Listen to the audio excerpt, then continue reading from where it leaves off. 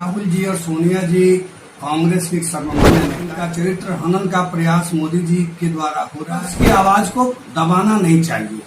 विपक्ष जो है जनतंत्र का होता है, वो 2024 में पुरजोर विरोध करेगी और हम लोग मोदी जी को हराएंगे भी। इस बार जब तक तोड़ेंगे नहीं तब तक छोड़ेंगे नहीं। नमस्कार, मैं अनीस उपाध्याय खबरी से। आज मैं गोपालगंज जिला में उपस्थित हूं और मेरे साथ प्रदेश प्रतिनिधि जो हैं और भारतीय राष्ट्रीय कांग्रेस पार्टी के और गोपालगंज जिला के वाइस प्रेसिडेंट भी हैं ओम प्रकाश दुबे जी। उनसे हम लोग बातें करते हैं। कुछ सवाल कड़वे भी होंगे और कुछ सवाल मीठे भी होंगे।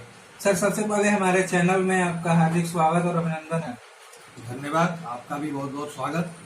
सर, सोनिया गांधी जी को बार बार ईडी मामले में पूछताछ किया जा रहा है। राहुल गांधी जी को भी हिरासत में लिया गया था, 50 सांसदों को भी लिया गया था। इस पर आपका क्या कहना है? देखिए, राहुल जी और सोनिया जी कांग्रेस के सर्वमान्य नेता हैं और विपक्ष के सशक्त नेता हैं। इनका चरित्र हनन का प्रयास मोदी जी के द्वारा हो रहा है। ये सरकारी एजेंसियों का हथियार की तरह इस्तेमाल करते हैं और कांग्रेस का चरित्र हनन करके आने वाले चुनाव में इसका राजनीतिक लाभ उठाना चाहते हैं। कांग्रेस पार्टी इसका पुरजोर विरोध करती है। हम संसद से लेकर के सड़क पर उनके नीतियों के घोर विरोधी हैं। हम लोगों ने ज्ञापन भी दिया है महामहिम राज्यपाल को। इस तरह की बदले की कार्रवाई बंद होनी चाहिए और विपक्ष की आवाज को दबाना नहीं चाहिए। विपक्ष जो है जनतंत्र का एक हिस्सा है और हम चाहते हैं कि भारत में मजबूत विपक्ष रहे, तभी जनतंत्र सफल होगा। सर, बिहार की बात करें तो सबसे पहले अभी देखा जा रहा है मार्केट में, जिला में आपके कार्यकर्ताओं में बहुत सारी कमियां हुई हैं कांग्रेस पार्टी में। तो इस पर सर आपका क्या कहना है? पार्टी को मजबूत करने के लिए उदयपुर का चिंतन शिविर हुआ था। उस शिविर में फैसला किया गया कि पार्टी को जमीनी स्तर से मजबूत किया जाए। पार्टी को युवाओं के जोश से भरा जाए। ओबीसी हो, दलित हो, पिछड़ा वर्ग हो, इन जो वंचित वर्ग हैं इनको कांग्रेस से जोड़ा जाए, इनकी भागीदारी सुनिश्चित की जाए। और कांग्रेस जो है वो जन जन की पार्टी है, तो हम लोग चाहते हैं कि ग्रास रूट से लेकर के और ऊपर तक पार्टी मजबूत हो। हमारी माननीय अध्यक्षा सोनिया गांधी जी, हमारे नेता राहुल गांधी और प्रियंका गांधी जी सब ने दिन रात एक करके पार्टी को मजबूत करने का प्रयास किया है। अभी चुनाव का दौर चल रहा है। ब्लॉक लेवल से लेकर के अभी प्रदेश और अखिल भारतीय स्तर तक चुनाव चल रहा है और ये चुनाव की प्रक्रिया जल्दी समाप्त हो जाएगी और पार्टी मजबूत विकल्प के रूप में उभरेगी और मोदी जी को 2024 में पुरजोर विरोध करेगी और हम लोग पुनः सत्ता में आएंगे। हमारा पूरा विश्वास है। हमारे कार्यकर्ता जी जान से लगे हुए हैं, तन मन धन से संकल्पित हैं। हम लोग इस बार भरपूर जनता के उम्मीदों पर खरा उतरेंगे और हम लोग मोदी जी का मजबूत विकल्प प्रस्तुत करेंगे। इस बार विपक्ष मजबूत है और हमारी जीत भी सुनिश्चित है। हम जीत के विश्वास के साथ राजनीति में इस बार लड़ेंगे 2024 का चुनाव और हम लोग मोदी जी को हराएंगे भी। इस बार जब तक तोड़ेंगे नहीं तब तक छोड़ेंगे नहीं। सर, बिहार में बात करें भ्रष्टाचार और अपराध, इसका ग्राफ बहुत ज्यादा बढ़ गया है। चाहे वो ग्रामीण स्तर तक देखें या शहरी क्षेत्र में भी देखें, कहीं भी जनता का आरोप है, कहीं भी जाती है तो पदाधिकारी के लोगों द्वारा या जनप्रतिनिधि के लोगों द्वारा उनसे कमीशन घूस लेने की बात किया जाता है।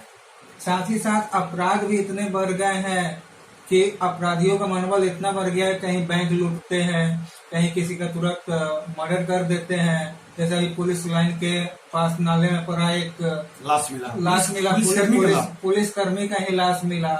इतने अपराधियों का मनोबल बढ़ गया है कि जब पुलिसकर्मी ही सुरक्षित नहीं है, जो जनता को सुरक्षा देते हैं, तो क्या आम जनता कैसे सुरक्षित रहेगा? बिहार में शासन का इकबाल जो है वह रुपये की तरह गिरते जा रहा है। ये डबल इंजन की जो सरकार है, जो नीतीश जी के नेतृत्व में चल रही है, वो सुशासन देने में पूर्णतः नाकाम रही है। हर स्तर पर गिरावट है, बिना पैसे का कोई काम नहीं हो रहा है, अफसरशाही हावी है, जनप्रतिनिधियों का कोई महत्व नहीं है। तो ऐसे परिस्थिति में जब प्रशासन का एक बाल गिर जाता है तो सुशासन स्थापित करना मुश्किल हो जाता है। सुशासन बाबू के नाम से भी नीतीश सरकार जानी जाती है, नीतीश कुमार जाने जाते हैं। अब वैसा कोई चीज नहीं। अब नीतीश जी भ्रष्टाचार, एक भ्रष्ट मुख्यमंत्री के रूप में जाने जाते हैं। उनके शासन काल में जनता जो है परेशान है, बिना पैसा दिए हुए कोई काम नहीं हो रहा है।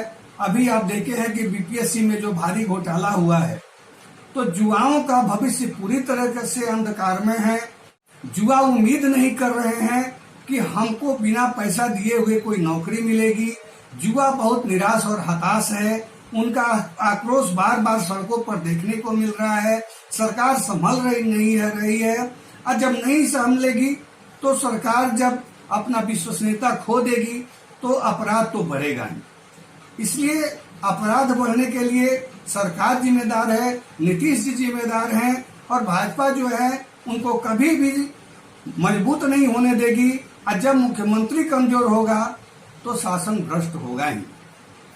सर, शराबबंदी की बात करें, नीतीश सरकार ये बोलती है कि पूरे बिहार में शराब बंद है, लेकिन ग्राउंड रिपोर्टिंग पे ये पता चलता है कि होम डिलीवरी भी शराब दिया जा रहा है, लोगों को घर पहुंचा के भी दिया जा रहा है।